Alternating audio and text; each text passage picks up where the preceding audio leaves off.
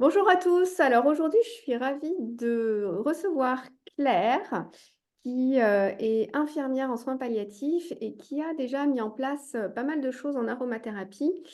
Donc l'idée, c'était de vous présenter tout ce qui est possible de faire et tout ce qui est fait concrètement dans certains hôpitaux. Claire, est-ce que tu veux bien te présenter? Bonjour, donc je m'appelle Claire, je suis infirmière à l'hôpital de Chinon, c'est un petit CH. Euh, on a environ 500 soignants avec de la médecine, du SSR, des lits identifiés soins palliatifs, de la gériatrie, et je travaille pour 50% sur une équipe mobile de soins palliatifs et pour 50% en consultation douleurs chroniques, ce qui me permet de pouvoir développer l'aromathérapie sur les deux versants. J'ai un diplôme universitaire d'aromathérapie et j'ai terminé la formation avec vocation aroma sur l'oncologie, ce qui me donne des billes pour pouvoir intervenir sur l'hôpital de jour en oncologie au sein de mon hôpital. Ok, donc toi, tu as donc bien formé en aromathérapie, tu es déjà assez autonome. Et du coup, si j'ai bien compris, il y a deux versants dans ton activité aroma. Il y a le versant du coup plutôt consultation individuelle où tu vas à domicile et tu viens donc apporter des conseils pour que les personnes Individuelle. s'autonomisent en aromathérapie par rapport à leur douleur, leur stress. Et puis l'autre versant, c'est plutôt le côté du Soins coup. palliatifs sur du symptôme gênant, et alors là, vraiment de tout type. Au début de l'annonce de la maladie grave, l'accompagnement, et puis lorsque ça devient un peu plus symptomatique, cliniquement. Ouais. Donc, C'est très... J'ai un panel très large. Alors, j'ai la chance que, en consultation de leur chronique et équipe mobile, on soit la même équipe, les mêmes médecins, très ouverts sur tout ce qui va être thérapie non médicamenteuse. Certains sont formés en réflexo, en hypnose, EMDR, acupuncture. Et moi, j'ai la casquette aromathérapie. Donc, on est déjà un petit peu tous ouverts. Et puis, c'est surtout la demande des patients pour la plupart, que ce soit sur un versant douleur ou un versant soins palliatifs. Les gens vont de plus en plus vers des soins naturels, en autonomie, mais tout de même naturels entre deux, hein, parce que l'aroma, ils savent bien qu'il y a des contre-indications, que ce n'est pas sans risque.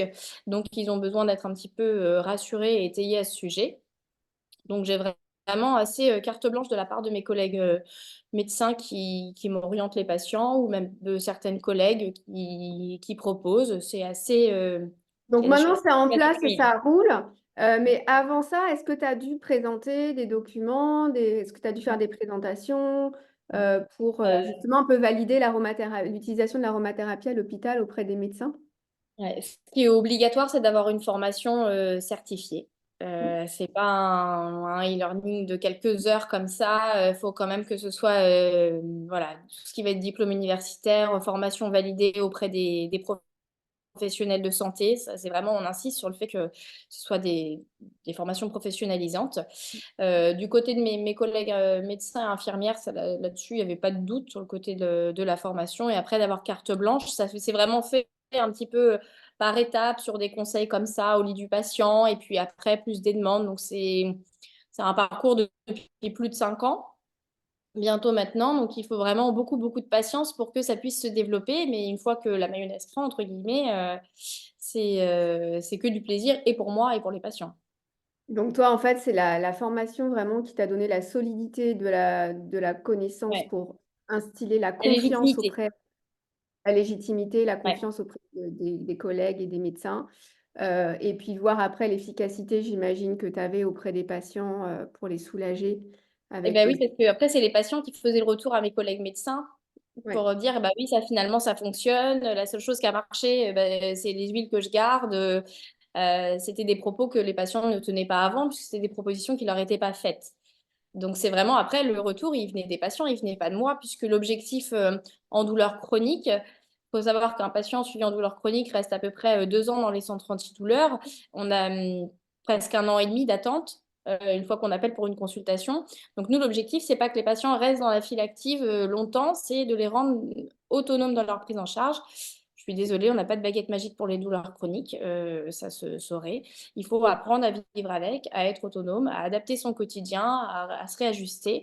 Et moi, mon rôle au travers de l'aromathérapie, c'est de leur apprendre qu'avec les huiles essentielles, ils peuvent être autonomes pour des douleurs aiguës, des douleurs chroniques, des changements de temps, des poussées d'anxiété, d'inconfort. Donc, je les vois en consultation individuelle à leur demande ou à la demande du médecin. Si en entretien, les gens disent déjà qu'ils utilisent les huiles, mais qu'ils sont un peu incertains, et alors des fois, on découvre des poteaux roses, des gens qui utilisent la Gaultérie sous anticoagulant, qui utilisent plein d'huiles essentielles pures, des mélanges, des dosages qu'ils ont lus dans les livres, hein. Pourtant, je ne sais pas où ils sortent ça, mais beaucoup de conseils un peu farfelus parfois.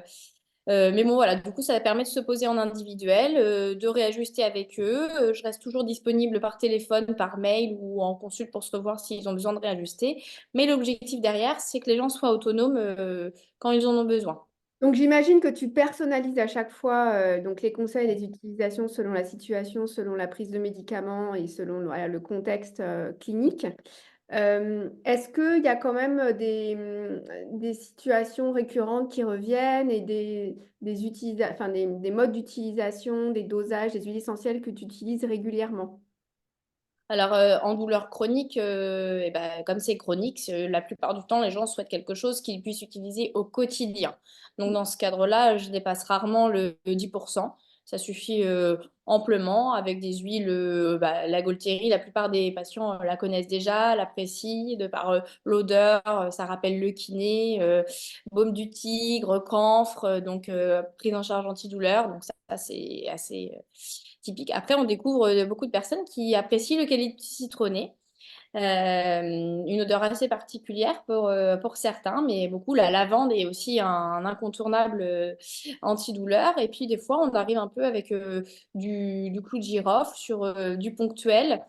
Ça peut m'arriver de faire des propositions de synergie montées à 30%, mais vraiment pour des périodes courtes. Là, j'insiste bien, c'est vraiment aller 5, maximum 6 jours. On fait des pauses. Ça, c'est plutôt dans le cadre de poussées d'arthrite inflammatoire, de spondylarthrite. Voilà, ça peut être sur des poussées, en fait, des accès douloureux plus Et- importants, surtout liés au changement de temps, des poussées de fibromyalgie. Et là, je peux et- monter les dosages. D'accord. Et du coup, sur donc, les douleurs chroniques, j'imagine que ouais, tu instilles des temps de pause Oui. d'utilisation. Oui, ça va toujours selon les recommandations en formation. Là, je leur dis, c'est les huiles essentielles, mais entre guillemets, comme tout traitement, hein, je leur dis, normalement, c'est pas fait pour être pris au long cours. Au quotidien, c'est à vous d'apprendre quand vous en avez plus ou moins besoin. Si c'est du chronique, 10% pour masser une épaule, matin, soir, vous faites une pause, 1 ou 2 jours dans la semaine. C'est pas très contraignant d'arrêter. En fonction de votre activité aussi, si vous travaillez ou pas, de ce que vous allez faire. C'est obliger les gens à s'autonomiser. Et est-ce que ça t'arrive du coup d'utiliser aussi l'olfaction en complément de l'application cutanée pour Et oui, ouais, ouais, ouais, vraiment. Ouais, les sticks euh, olfactifs, ça marche très très bien. Le côté doudou, je l'ai dans le sac. J'utilise quand j'ai besoin, quand je peux. Beaucoup pour tout ce qui va être peur, un peu phobie sur des vécus traumatiques. En douleur chronique, on a quand même beaucoup de gens qui ont des parcours de vie invraisemblables et dramatiques. Là, voilà, les gens qui ont peur de reprendre la voiture, qui ont eu beaucoup d'accidents, dans les violences conjugales, des bouffées d'angoisse avec sensation de palpitations, de sueur, des sensations physiques. Donc là, il y a toujours les sticks, les roll pardon, mais les sticks inhalateurs, voilà, je leur conseille vraiment. En plus, l'avantage, c'est qu'il n'y a pas de surdosage. Ils le font autant qu'ils veulent. Mais j'insiste sur le fait, et ça, c'est très important, euh, de s'investir. L'aroma, ça fonctionne, mais c'est comme tout, c'est pas magique non plus dès le départ. Il faut s'y astreindre. Souvent, les douleurs chroniques souhaitent la baguette magique et que ça marche tout de suite. Alors, ça peut marcher tout de suite, et tant mieux, sauf que c'est aussi une éducation. Donc, je les oblige à prendre le stick, à se poser, à bien respirer pendant 2 à 5 minutes, très profondément, de façon posée, si possible au début avec une musique, un souvenir, quelque chose qui est une sensation agréable. Et puis, éduquer sur le fait qu'une sensation agréable, chimiquement, le stick va faire ton travail et aider à fabriquer des endorphines. Mais après, on va rééduquer, plus on sentira cette odeur, plus vite la sensation d'apaisement reviendra, le soulagement. Ça, c'est vraiment de l'éducation. Et donc, je les oblige, je les astreins un peu au départ. C'est un contrat. Vous le faites 4, 5 fois par jour dans des moments reposés. Et puis après, vous allez voir si vous en avez besoin ou pas. Et en général, ça fonctionne Ouais. plutôt bien. Oui, ça, c'est le cadre à poser en fait pour que la personne en effet soit participante et pas juste passive à attendre que on résolve Exactement. tout pour elle, ce qui serait bien mais qu'on peut pas, ce Non, qui est pas possible. c'est pas possible.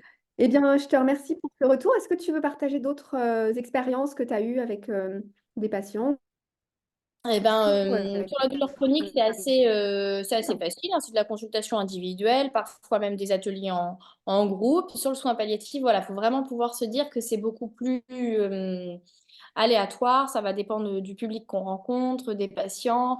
Mais dernièrement, j'ai rencontré une dame qui est une infirmière en plus, qui a un cancer multimétastasé, une jeune de 50 ans, et qui voilà, a pu nous dire qu'elle avait des bouffées d'angoisse. Enfin, elle a verbalisé, là, qu'elle avait plus de mal à dormir. Et donc, je suis arrivée avec ma petite mallette en HDJ d'oncologie pour lui faire sentir certaines choses. Et elle a été capable de me nommer le Néroli, qui est quand même assez particulier. Je trouve que c'est pas forcément un mot que tout le monde connaît comme ça, de me nommer beaucoup d'huiles essentielles. Et en fait, à l'âge de 20 ans, elle a travaillé en parfumerie.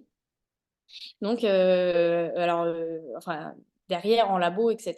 Et donc, elle a eu l'habitude d'être éduquée à sentir énormément. Donc, pour elle, les odeurs, c'est déjà quelque chose qui fait sens. Et j'ai de plus en plus de patients pour lesquels ils ont déjà compris, notamment en oncologie, que l'aroma était bénéfique, l'olfacto notamment, et serait bénéfique pour eux sur le plan du stress, les nausées, vomissements. Donc, j'ai déjà un public presque conquis pour beaucoup qui sont capables de s'en saisir. Et ça fonctionne très très bien avec cette dame. Elle a son roll-on, là, je l'ai revue encore hier. Elle fait son petit cocon voûte plantaire, plexus solaire, et elle fait hop, comme ça sous la couette. Et elle dit, je ressens toutes les odeurs là, d'orange, de néroli, un tout petit peu d'ylang il y avait, qui remonte. Elle me dit, et je me sens tout enveloppée et j'arrive à très bien dormir comme ça. Le côté sécurisant, réconfortant. Donc c'est gagné en fait. Il y a pas de petite Et- victoire, je me dis. Ouais, je trouve ça super cette idée de petit cocon là avec le petit sous la couette Oui, et de se elle me faire dit, en elle fait fait ça sa avec bulle. sa couette et puis du coup, elle sent les odeurs qui remontent. Alors, ça me fait rire, mais c'est très bien pour elle. Voilà, il y a beaucoup de situations comme ça. C'est vraiment sporadique. Je peux pas protocoler. Dans les services, bien sûr, les soignants ont très bien compris. Ils m'appellent énormément pour les soins de bouche à l'huile d'olive avec un petit peu d'arbre à thé, de laurier noble, de citron à 2%, assez classique. Mais en fait, les aides-soignantes trouvent que ça nettoie beaucoup mieux que l'aquasial, le bicard. Donc, finalement, c'est un peu à l'eau claire. On est vendredi, j'ai plus de préparation. Donc ça marche plutôt bien. J'espère qu'on va pouvoir le protocoler au sein de l'hôpital pour que ce soit pas toujours moi qui prépare les synergies. Ça, ce serait plutôt confortable. Après, on m'appelle aussi pour les gestions des mauvaises odeurs sur les plaies, les troubles du sommeil, sur le soin palliatif quand les personnes sont vraiment en fin de vie, mais comme on dit, qui reste encore, on ne sait pas pourquoi, qui s'attache à quelque chose ou pas, mais ça ne lâche pas, comme certains disent. Ça m'est arrivé de faire des préparations, alors huile de passage ou pas, chacun met les termes comme il veut, mais des huiles réconfortantes. Alors ça peut être de la pruche, de l'encens, c'est des odeurs très particulières, donc parfois c'est un peu compliqué pour certains soignants, puisque l'odeur, elle ne peut pas rester sur le patient. L'odeur, elle va emplir la chambre. Donc maintenant, depuis 5 ans que ça m'arrive de l'utiliser, j'en profite pour toujours prévenir les soignants de ce que je propose et les informer que l'odeur n'est pas forcément là pour que ça sente bon dans la chambre, mais c'est une odeur pour accompagner le patient à lâcher prise. Je me permets de laisser le roll-on aux familles et de leur expliquer qu'ils peuvent appliquer un petit peu sur les mains, face interne des poignets, derrière les oreilles, un peu sur les pieds s'ils osent, ils sont en confiance pour toucher leurs proches. Et j'ai eu des beaux retours hein, de personnes qui lâchaient, qui partaient tranquillement, même des retours sur l'extérieur en fait, puisque j'ai la chance que l'hôpital de Chinon soit assez petit. Voilà, de familles qui se sont rappelées en fait uniquement de ça, que des huiles essentielles avaient fait partir leur maman. Je ne pense pas que c'est les huiles qui font partir, mais qui aident à l'accompagnement. Et en tout cas, dans la représentation du suivi de deuil, c'est quelque chose qui a aidé, qui est très Et important. ça t'arrive d'accompagner les familles elles-mêmes? Ouais, ça m'arrive de pouvoir proposer quand je vois que les gens sont voilà, submergés, en difficulté. Je propose, après les gens s'en saisissent ou pas, hein, mais ça m'est arrivé d'avoir quelques personnes, notamment une dame dernièrement, qui connaissait déjà un peu l'aroma pour Golteri, un petit peu le citron, la menthe, les classiques. Donc, qui était ouverte au sujet et je lui ai proposé de lui faire un stick inhalateur pour aider à passer voilà, pour l'anxiété, pour dès qu'il y avait besoin, dès qu'à la maison, quand elle était seule, alors que son mari était en soins palliatifs sur l'hôpital, qu'elle avait besoin de se reconnecter un petit peu. Et donc, elle a son stick en permanence avec elle. Je lui ai même refait le matin où on a sédaté le monsieur et où il est décédé quelques heures après. Elle m'a rappelé encore 15 jours après pour m'en reparler. Et donc, je reste toujours disponible quand c'est comme ça pour du suivi de deuil, pour revenir reproposer une synergie. Parfois, on change un petit peu pour pas rester exactement dans la même odeur. Mais certains aiment bien garder ce lien. Super. En tout cas, je vois que toi, ça t'épanouit en fait d'utiliser les huiles Mm, comme ça dans ton quotidien professionnel et que ça met vraiment du sens dans le lien au patient et dans l'accompagnement Ouais, c'est vraiment très de... individualisé. C'est vraiment ça qui me plaît le plus, mais c'est aussi la démarche des soins palliatifs, que ce sont des soins actifs individualisés. Donc, c'est voilà, de prendre le temps de réfléchir avec la personne, qu'est-ce qui, en termes de fragrance, d'odeur, lui plaît le plus. Mais ce que je trouve magique, c'est qu'à chaque fois, j'ai pas besoin de faire de présélection parce que les patients choisissent ce dont eux-mêmes ils ont besoin. Ça, je suis toujours assez épatée. Donc, honnêtement, je les laisse faire, hein. Moi, je suis là pour accompagner sur les dosages, les précautions d'emploi, l'utilisation. Mais au final, les fragrances, les gens savent ce qui leur est nécessaire. Donc, c'est vraiment un très bon outil. Il faut beaucoup de patience, mais parce que ça, ce sont les contraintes hospitalières. Beaucoup de communication, d'opposition basse, mais ça, c'est la posture des soins palliatifs et de l'accompagnement. Voilà, il y a beaucoup d'articles maintenant qui sortent sur l'aroma. On a énormément de biblios, on y va de plus en plus. Il y a beaucoup d'associations en plus qui se créent. Enfin, presque on n'a plus besoin de prouver. Enfin, alors on a toujours besoin de prouver, les soignants ont toujours besoin, ils veulent toujours des preuves, mais les preuves sont maintenant là, présentes, et maintenant les preuves viennent même des patients eux-mêmes. Donc faut y aller. Donc, il faut y aller, une bonne formation, quand même un soutien de ton équipe qui est ouvert, tu l'as dit, tu as quand même les médecins et toute l'équipe autour qui est ouverte sur le sujet. Ça, je pense quand même c'est important pour ne pas se sentir isolé en tant que soignant. Et puis la possibilité de personnaliser, je pense que ça aussi, ça crée du sens et ça crée du patient. Et du coup, ça permet aussi d'avoir des bons résultats. En tout cas, bravo, Merci. félicitations. C'est vraiment très chouette ce que tu fais. Et je te remercie pour ton partage et j'espère que ça va servir à la communauté, aux Je le souhaite à tous, en tout cas autres sincèrement. soignants qui ont envie de se lancer. Voilà, tous les soignants formés, faut pas hésiter. Moi, j'ai tendance à dire, il y a pas de petite victoire, hein. Si c'est un stick une fois qui a été bénéfique à une personne, si c'est un roll-on, si c'est ne serait-ce qu'un conseil, un réajustement, sans qu'il y ait le financement pour avoir le matériel, mais si c'est ne serait-ce qu'une écoute, valider ce que les patients font, les conforter, les accompagner, bah, c'est le cœur même de notre métier de soignant. Donc, faut continuer dans ce sens. Et puis, c'est vraiment ce qui fait voilà, sens à nous également et qui permet qu'on puisse continuer dans ce contexte difficile, hein, on le sait bien, mais continuer de travailler et d'y prendre plaisir. Eh bien, ça sera le mot de la fin. Je te remercie, Claire. Je te souhaite une bonne Et de rien. journée et à bientôt. Merci.